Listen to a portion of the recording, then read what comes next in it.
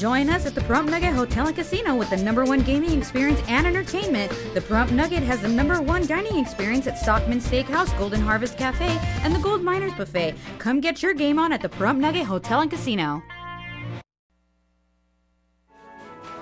This portion of the news is brought to you by Children's Dentistry of Pahrump, specializing in sedation dentistry, now accepting adult patients. Call now for free IV sedation with dental implant, 751-2184. Action! Happy weekend, everybody! I'm Mr. Movie Phone with your weekend movie preview. This week at the movies, we boldly go where no man has gone before, or possibly where we've already been. You'll be the judge, as it's Captain Kirk versus one of the Starfleet's own in Star Trek Into Darkness. I request permission to go after him. I cannot allow you to do this. Jim, you're not actually going after this guy, are you? When an unstoppable force of terror is discovered within the Starfleet, Captain Kirk, again played by Chris Pine, and the Enterprise lay it all on the line, warping straight into a war zone to capture Khan, played by Benedict Cumberbatch, who is bent on mass destruction. Returning are Zachary Quinto, Zoe Saldana, John Cho, Simon Pegg, and Carl Urban. The real deal? Well, first, I just wish my name was Benedict Cumberbatch. Lovely, look, it's Benedict Cumberbatch. It's not terrible, but it's not great either. Kirk is Kirkier, Spock is Spockier, but there's really nothing new. The plot is sort of a throwaway as a setup to the next set of movies, and once again, the 3D is pointless. So I'm in, but just by a Klingon. In limited release, Aaron Eckhart is an ex-CIA agent targeted in an international conspiracy in Erased, and in Black Rock, starring Kate Bosworth, Lake Bell, and Katie Aselton, the three women set out for a nostalgic camping trip only to become hunted in the wilderness. All right, remember, for your showtimes, your tickets, my 6-second reviews, so much more, go to MoviePhone.com or tweet me right at 6-second reviews. So have a great weekend, everybody, and I'll see you at the movies. That's a wrap!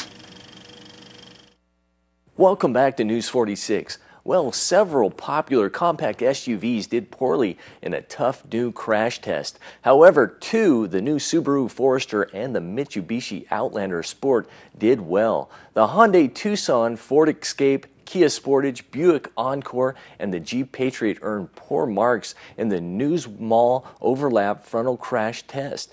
In this test, the vehicle hits a barrier at 40 miles per hour with just 1/4 of its front bumper. About 1/4 of the serious and fatal injuries in front crashes are caused by small overlap impacts similar to this. These crashes can also cause severe foot and leg injuries as the car's front wheels are pushed back into the passenger compartment. Well, now let's join Deanna O'Donnell with your news across Nevada. In April, 17,661 initial unemployment claims were filed in Nevada compared to 18,327 in April of 2012. That's a 3.6% decrease over the year and the 5th consecutive month that claims have fallen. Additionally, in 38 of the past 41 months, claims have been lower than the year before. However, this was also the smallest decline in the past 5 months. Members of a joint legislative panel have formally adopted a new funding formula for Nevada's university and community colleges, a change that shifts more general fund support to campuses in southern Nevada. Under the new formula, funding will be based on how many class credits students complete. Additionally, upper-level courses will be given more weight in the funding balance because they cost more to offer. University officials initially said the shift will mean about $13 million going to the southern Nevada schools from the north. A bill extending Nevada voter registration period through early voting has cleared the Senate committee. If it clears the Senate floor, AB 440 would extend voter registration to the Friday before a primary or general election. People who register in person during the early voting period would be allowed to cast a ballot immediately. Under existing law, registration closes 3 weeks before an election. More than 7,000 people registered after the cutoff last year and were ineligible to vote. A proposal to collect DNA from people arrested on felony charges is still alive in the Nevada legislature. This bill mandates a cheek swab whenever a person is booked for a felony arrest. If the arrest is deemed legitimate, the DNA would be cross-referenced with DNA from other crime scenes to see if the arrestee was involved.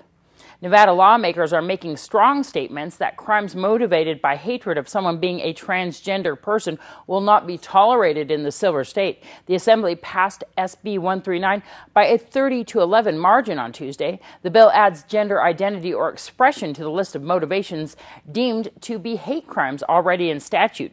Violators would be subject to the penalties for the actual crime committed and additional penalties because of the motivation.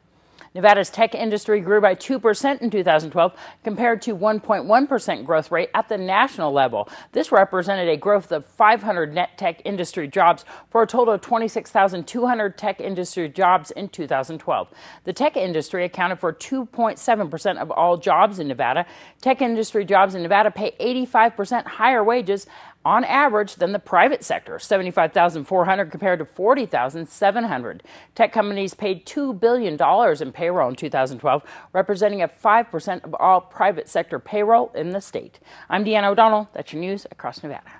According to authorities, Tsarnaev wrote a message scribbled on the boat where he was found hiding, saying that the Boston Marathon bombing victims were collateral damage in a strike meant as payback for U.S. wars in Muslim lands. In the message, Tsarnaev also proclaimed that an attack on one Muslim is an attack on all and said he would not miss his older brother Tamerlan Tsarnaev, who died after a firefight with police 3 days after the bombing, because he would soon be joining him very soon. Well, a Mayan pyramid that has stood for 2,300 years in Belize has been reduced to rubble, apparently to make fill for roads. The Central American country of 334,000 people report the temple at the Nolmahol site in northern Belize was largely torn down by backhoes and bulldozers last week.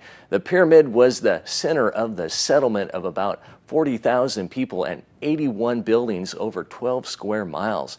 It stood about 65 feet tall and was built around 250 BC with hand-cut limestone bricks.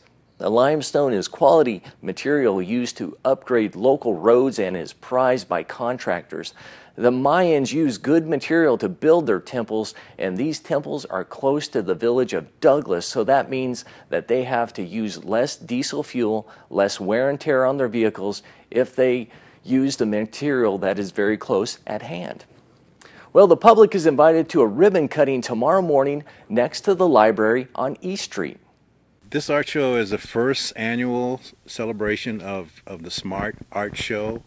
It's going to be held at the Pahrump Gallery parking lot, and that's at 601 East Street, right off of 160th and Wilson.